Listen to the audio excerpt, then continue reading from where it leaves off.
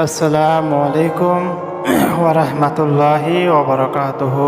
আতর দিয়ে বশীকরণ, অর্থাৎ এই নামটা এবং আতর দিয়ে, এই দুইটা জিনিস দিয়ে কিভাবে আপনার ভালোবাসার মানুষটিকে, আপনার স্বামীকে, আপনার আত্মীয় স্বজনকে, আপনার বন্ধু বান্ধবকে কিভাবে সবসময় নিজের প্রতি বসে রাখবেন, কিভাবে নিজের প্রতি আকৃষ্ট করবেন, এমন একটা শক্তিশালী আমলের কথা বর্ণনা করবো ইনশাআল্লাহ। সবাই একদম শুরু থেকে শেষ পর্যন্ত দেখবেন, আশা করি আপনাদের ভালো লাগবে। একদম সহজ সরল একটি আমল, একদম সহজ একটি আমল, যে কেউ ইনশাআল্লাহ করতে পারবেন। অশিক্ষিত হোক, শিক্ষিত হোক, যে আরবি পড়তে জানুক, পড়তে না জানুক, এটা আমি বাংলার মধ্যেও লিখে দিয়েছি। এর চেয়ে সহজ কোনো বশীকরণের আমল হতে পারে না, এর চেয়ে সহজ বশীকরণের কোনো আমল হতে পারে না। তবে অবশ্যই আমলটি থেকে সফলতা লাভ করার জন্য, আপনি 100% ফলাফল পাওয়ার জন্য অবশ্যই আমার মন থেকে অনুমতি নিতে হবে। আমি সেই সমস্ত ভাইদেরকে বারবার বলতেছি, তাদেরকে অনুমতি দিব আমার মন থেকে কাজ করে, দিল থেকে।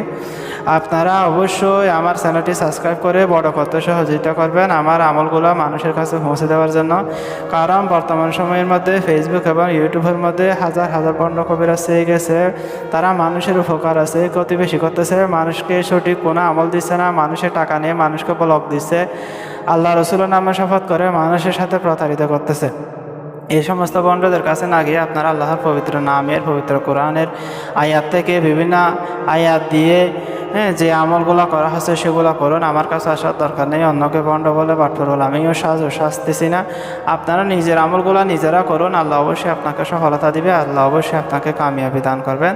তো আপনাদেরকে এখন আমলের ব্যাপারে বলতেছি। আমলটি দেখতে পাচ্ছেন আপনারা, আল্লাহর একটি পবিত্র নাম ইয়া ওয়াদুদু, যেটা মহাব্বতের একটি নাম, মহাব্বত প্রকাশ করে। এটা আপনারা কি করবেন, মাগরিবের নামাজের পর, এটি যে কোনো সময়ে পড়তে পারবেন ইনশাআল্লাহ।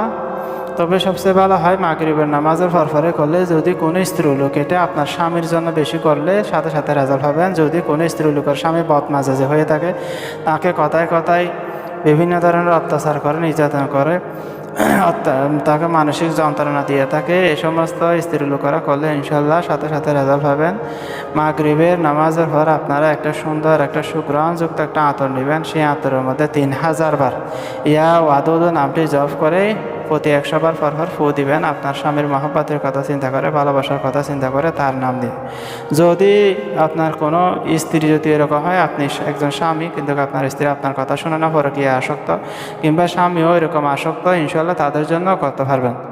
তো আমলটি আমি যেভাবে বলেছি সেভাবে সুন্দর সুগ্রহণযুক্ত, যেটা আপনার জন্য। আর যদি মহিলা হন তাহলে আতর গায়ে দিয়ে বাইরে যাওয়া, এটা শরীয়তে সম্পূর্ণ নিষিদ্ধ।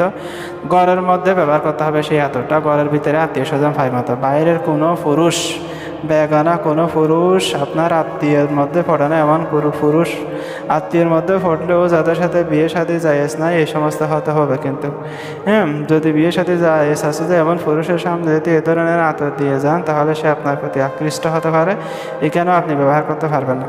শুধুমাত্র আপনার স্বামীর জন্য ঘরের মধ্যে এই জিনিসটা ব্যবহার করতে পারবেন, এবং করলে ইনশাল্লাহ সাথে সাথে রেজাল্ট পাবেন। যদি নিয়মকানুন মেনে করেন তাহলে প্রতিবার ইনশাল্লাহ আমলটি করে, প্রতিবার আতরের মাঝে যদি করেন, আপনি ইনশাল্লাহ যতদিন বেঁচে থাকবেন ততদিন আপনার স্বামীকে এই জিনিসটা করে আমলটা করে বসে রাখতে পারবেন। যদি আমার বলা নিয়মকানুনগুলোর বাইরে যদি আপনারা অমান্য করেন, তাহলে রেজাল্ট বেশি দিন আপনার আয়ত্তের মধ্যে থাকবে না, এটা মানে আপনার থেকে চলে যাবে। তো 3000 বার ইয়া ওয়াদুদু ইসমে আজমটি পড়া, আল্লাহর এই নামটি জপে আতরের মধ্যে প্রতি 100 বার ফু দিয়ে সেই আতর ব্যবহার করবে, ইনশাল্লাহ সে সাথে সাথে আকৃষ্ট হবে আপনার প্রতি। তো সবাই ভালো থাকবেন, আমার জন্য দোয়া করবেন, সামনে যাতে আপনাদের জন্য আরও আমল নিয়ে হাজির হতে পারি, আরও আপনাদেরকে যাতে সেবা করে আরও মানুষের কল্যাণ করতে পারে, সেজন্য সবাই আমার জন্য দোয়া করবেন। আসসালামু আলাইকুম ওয়া রাহমাতুল্লাহি ওয়া বারাকাতুহু।